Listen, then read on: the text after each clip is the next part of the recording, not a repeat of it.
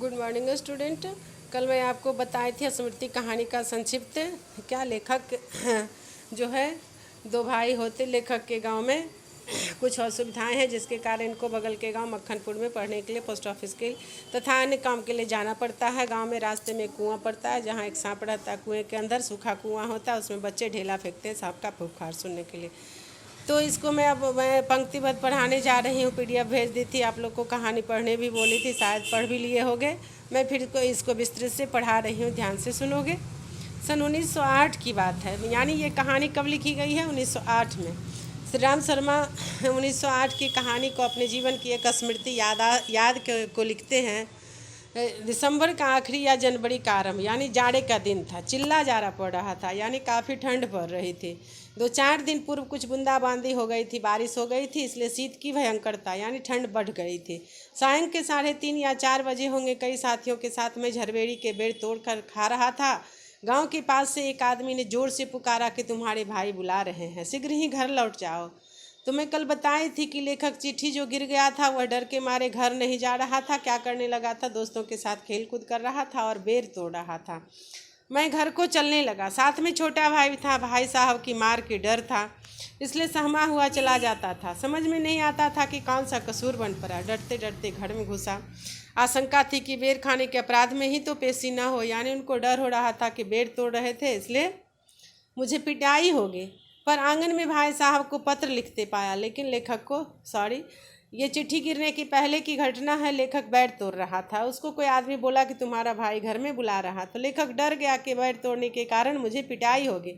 लेकिन जब लेखक डरते डरते घर पहुंचा तो देखा कि भाई साहब पत्र लिख रहे थे और वह पत्र ये डाकघर में डालने के लिए उन्हें बुलाया जा रहा था। आशंका थी कि बेर के खाने के अपराध में ही तो पेशी। पर आंगन में भाई साहब पत्र लिखते पाए। अब पिटने का भय दूर हो गया। भाई साहब को पत्र लिखते देखा तो समझ गया लेखक कि पिटाई नहीं होगी, पत्र पोस्ट ऑफिस में डालने के लिए बुलाया गया। हमें देखकर भाई साहब ने कहा, इस पत्र को ले जाकर मक्खनपुर के डाकखाने में डाल आओ। तेजी से जाना, जिससे शाम की डाक में चिट्ठियाँ निकल जाए। ये बहुत ज़रूरी चिट्ठी है। जाड़े के दिन थे, इस पर हवा के प्रकोप से कपकपी लग रही थी, यानी काफ़ी ठंड पड़ रही थी। हवा मज्जा तक ठिठुरा रही थी। मज्जा मतलब होता है हड्डी तक को ठिठुरा रहा था।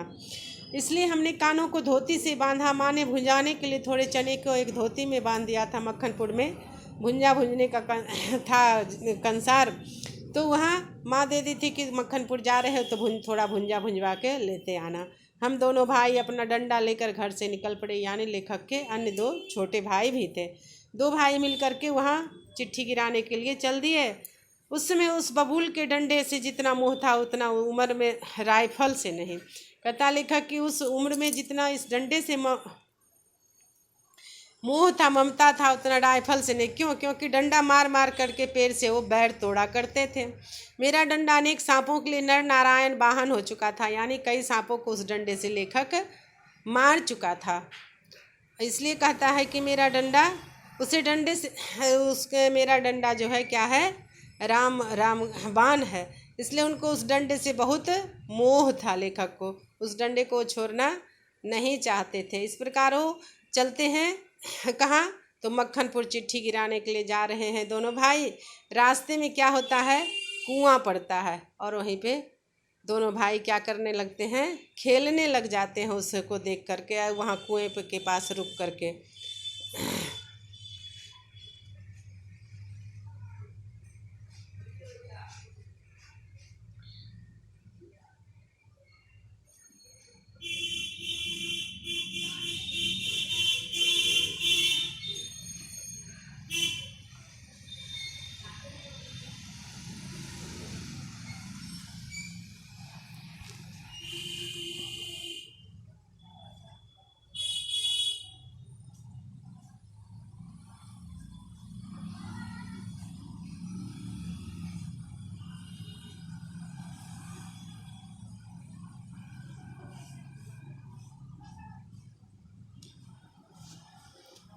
उस डंडे से लेखक को क्या मोह था? तो उससे कई पेड़ों से फल तोड़ा करते थे, कभी आम कभी बैर।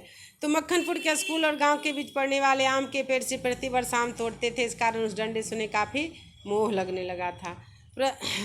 प्रसन्न बदन हम दोनों मक्खनपुर की ओर तेजी से बढ़ने लगे। लेखक खुश होकर के मक्खनपुर की ओर दोनों भाई बढ़ने लगे। चिट्ठियों को टोपी में रख लिया क्योंकि कुर्ते में जेब न थी।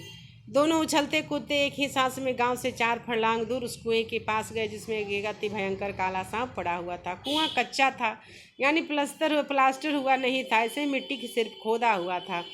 उसमें पानी ना था। उसमें न जाने सांप कैसे गिर गया। कारण कुछ भी हो, हमारा उसके कुएं में होने का ज्ञान केवल 2 महीने का था। बच्चे नटखट होते हैं, यानी उस सांप का कैसे गिरा ये पता नहीं था, लेकिन 2 महीने से सांप जो है उस सूखे कुएं में पड़ा हुआ था। मक्खनपुर पढ़ने जाने वाली हमारी टोली, यानी लेखक के उम्र के जितने भी बच्चे थे, दोस्त थे, सभी उस क्या करते थे, उस कुएं में मक्खनपुर पढ़ने जाते थे तो ढेला मारा करते थे। एक दिन हम लोग स्कूल से लौट रहे थे कि हमको कुएं में उझकने की सूझी। सबसे पहले उझकने वाला मैं ही था, यानी सांप को सबसे पहले कुएं के अंदर देखने वाला कौन था? लेखक। कुएं में झांक कर एक ढेला फेंका कि उसकी आवाज़ कैसी होती है। खाली कुआं है तो देखते हैं इसमें आवाज़ कैसा होगा। यह सोच करके उन्होंने एक ढेला फेंका तो कुएं में जो ही ढेला गिरा तो वहीं फुसकार सुनाई दी, यानी सांप की आवाज़ सुनाई पड़ी। कुएं के किनारे खड़े हुए हम सब बालक पहले तो उस फुसकार से ऐसे चकित हो गए जैसे कि लोल करता हुआ मृग समूह अति समीप के कुत्ते के भौंक से चकित हो जाता है।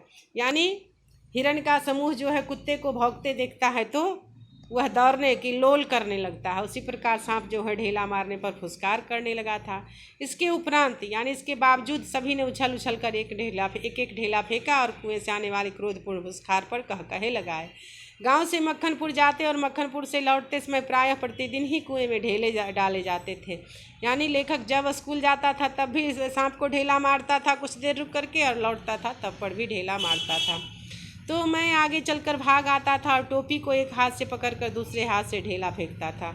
रोज की आदत सी हो गई थी टोपी को खोल करके ढेला मारने का, लेकिन उस दिन लेखक को याद नहीं रहा कि टोपी के अंदर मैं पत्र रखा हूँ। सांप से फुसकार करवा लेना मैं उस समय का काम समझता था, इसलिए जैसे ही हम दोनों इस कुएं की ओर निकले, कुएं में ढेला फेंककर फुसकार करने की प्रवृत्ति जागृत हो गई। कुएं की ओर बढ़ा। छोटा भाई मेरे पीछे ऐसे हो लिया जैसे कि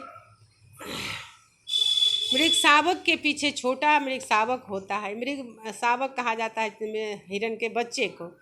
कुएं के किनारे से एक ढेला उठाया और छलक कर एक हाथ से टोपी उतारते हुए सांप पर ढेला गिरा दिया, पर मुझ पर तो बिजली सी गिर पड़ी।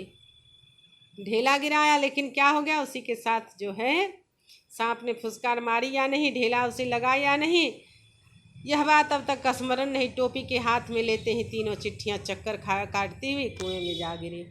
यानी जो ही टोपी निकाल के हाथ में रखा, सारा चिट्ठी क्या हो गया, कुएं में जा गिरा। अकस्मात यानी अचानक, जैसे घास चरते हिरण की आत्मा गोली से हत होने पर निकल जाती है। जैसे अगर कोई हिरण घास चर रहा, अचानक से गोली लगे तो वह गिरकर तड़पने लगता है, उसी तरह से मेरे टोपी से जो चिट्ठी गिरा उसी तरह हमें तड़पने लगा।